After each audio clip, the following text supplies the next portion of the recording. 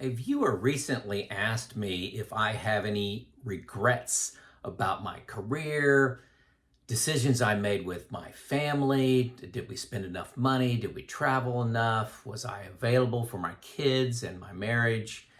What would I do differently? Did I retire too early, too late? That kind of stuff. So I thought I would address that today. Point number one. Hey folks, most of my content comes from your questions. People find out how to get my email, send me an email, either probably through my website most of the time, and then also just in the comments. And I'm able to keep up with comments right now. So if you got a good topic that you'd like me to make a video on, let me know. But I've made a lot of videos, a lot of, I'm pushing 500 videos now, so there's a lot out there. So, on the question of regrets, I really struggle with that question because I don't look backwards with regret. I look backwards and try to learn. And there's a big difference in my mind. So, the simple answer is no, I don't regret anything that I did. Partnered with my wife. We had we made a decision to really focus on one career and have her focus on the home front. So we played a zone. I focused on income and career. She focused on the home front. But I was available. I coached all the kids in sports. I was available for events that they were involved in at school. You can't look at my being a father and say I wasn't available. You could say my wife was more available, but you can't say I wasn't available. So I really like what I did. We traveled. We didn't travel extravagantly, but we traveled a lot, taking maybe 2 traveling vacations a year. Went and saw a lot of family on holidays, things like that. So I really don't look back at regrets. Now, as this goes into retirement, how did I make the decision to retire? What was that like? Okay, so this is my story. So first of all, my name is Joe. I'm 59 years old presently. I retired at 54. I've been married for 35 years and got 4 adult children. Okay, number one, about the age of 52, I decided I had enough money. My plan from the beginning was to work about at least 30 years in my career. I was a mechanical engineer, went into leadership and management and plant management. But that's what I did. Lived pretty modestly. A lot of my peers spent more money than I did on cars, home, lifestyle. There's no right or wrong answer, but I was raised pretty modestly. My parents live in their same home that I grew up in. It's probably 800 square feet with a basement. Yeah, so with no attached garage. So it's a 1-car detached, nothing extravagant, but a wonderful, wonderful, wonderful childhood.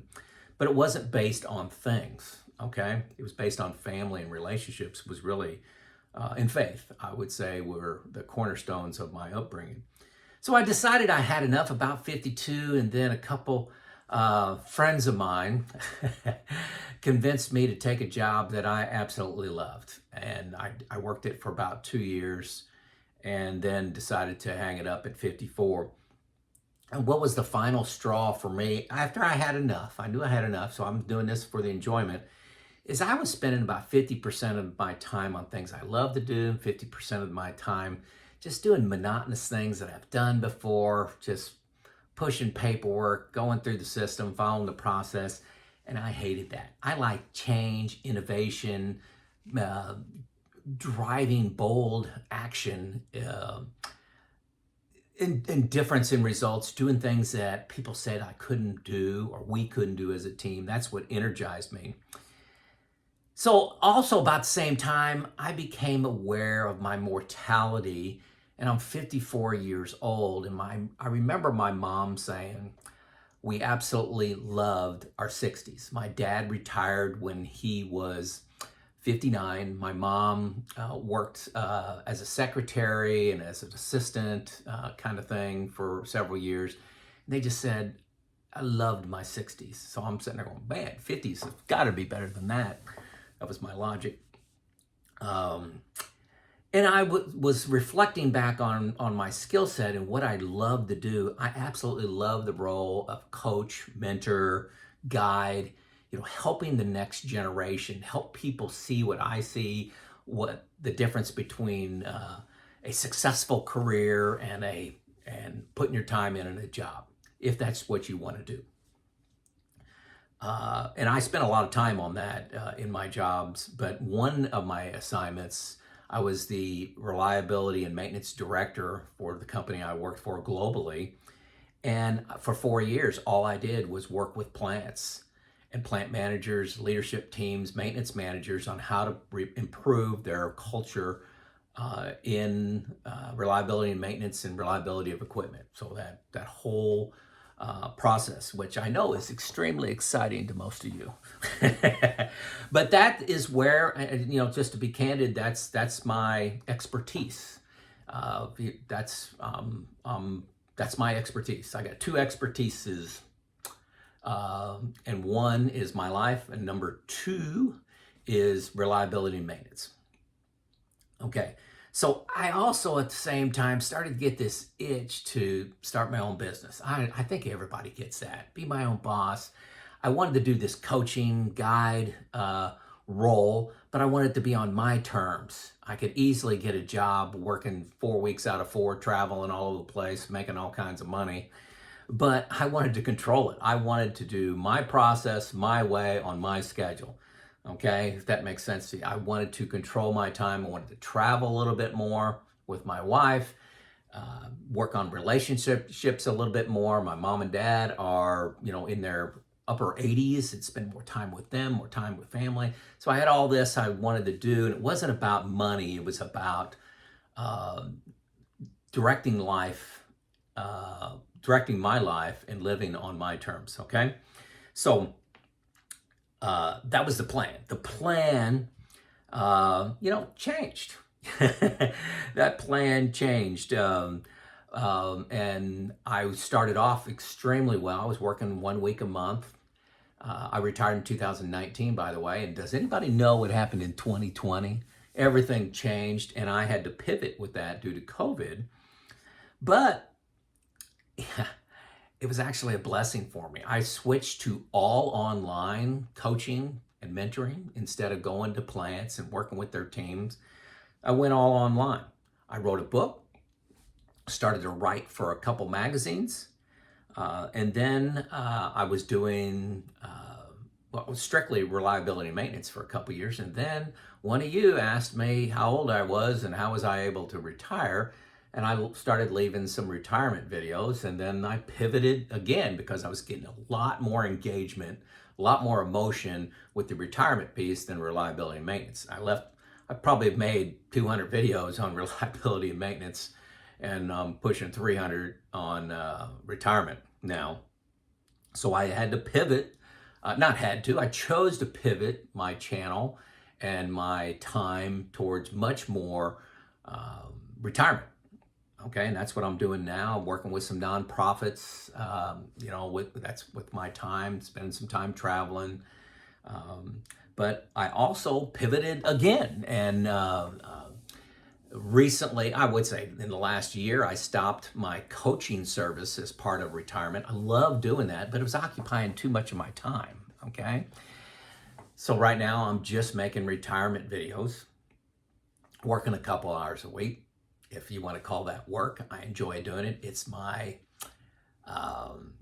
love is coaching and guiding people. So this is just a venue where I can hit a lot of people and engage a lot of people. So call it whatever you want, call it work, whatever. A couple hours a week doing that. I'm working with nonprofits, traveling, spending time with friends. Learning is a big part of what I do now.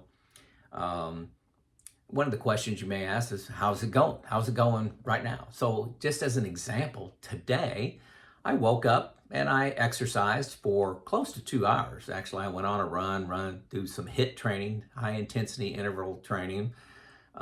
Did that for about 2 hours. Pretty long, but I enjoyed it. It's outside, running these stairs. Enjoyed that a lot. Came in, read the newspapers, online. When I say read, I've glanced at them. A couple of them that I read. I looked at some comments that came in through YouTube.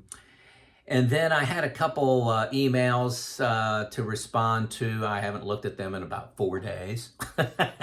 So I responded to a few things. And then I've spent the last couple hours doing some research on Teddy Roosevelt. I have a discussion group. It's a men's group. There's 5 of us where we study historical figures, historical events, if you will, and we try to bring them forward to today. And how should we act any different from these lessons learned? It's not names, dates, and places. It's around our personal development, actually. So we're getting together Wednesday at my house, and we're going to be talking about Teddy Roosevelt. So I'm excited about that. So I spent a couple hours getting that together. I'm hosting it. It's at my house, so you got a little more work when you do it at your house. I did, some work inside my HSA account. I moved some of money I just put into investments. So very casual. Oh, well, last thing, I just walked in from, I got my smoker grill going out, got a little ribeye on there, cowboy ribeye. It's like 3 pound ribeye I got on there. I'm smoking it for about 2 hours, planning on dinner here in about 2 more hours. So smoking it, gonna finish it off, super excited about that. So that's what I did today, completely control my time. I'm learning things, cooking. My wife is volunteering all day long at a nonprofit, so it's kind of a lone day for me. I did not wake up to the alarm. I know I'm kind of bouncing around, but I slept in. I actually slept in a little bit later today. I slept in till 8 o'clock in the morning, 9.5 hours sleep. But that's just what my body needed today, and I feel great and alert. So just a very easygoing day, learning some things, taking care of a little bit of business that I had, just loving it. I'm looking at my list here. That's why I'm looking down. Got a couple travel plans for next year. I'm doing a little research on going to Alaska and going to Washington State, planning those trips, and actually thinking about early stages of a trip to England, Scotland, and Ireland. I'm not sure if I'll get that in next year or not. Kind of got a wild card in next year. My daughter, who's my 4th born, is expecting a baby in January, coming up here in just a little over a month. That'll be our first grandchild.